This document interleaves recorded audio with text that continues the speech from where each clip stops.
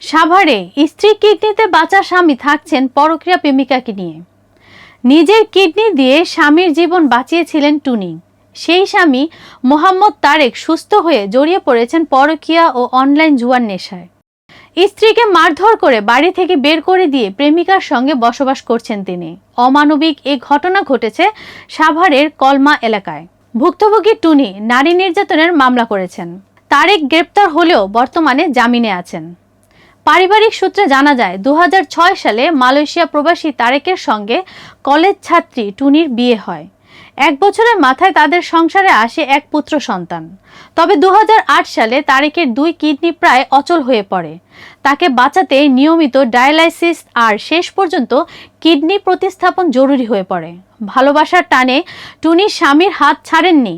ভারতের সিএমসি হাসপাতালে চিকিৎসা করান। নিজের কিডনি দিয়ে স্বামীকে প্রাণে বাঁচান। ঢাকায় ফিরে নিজের পার্লার ও বুটিকের আয় থেকে স্বামীর চিকিৎসার পুরো খরচ চালান তিনি। কিন্তু সুস্থ হয়ে ওঠার পর তারেকের আচরণ বদলে যায়।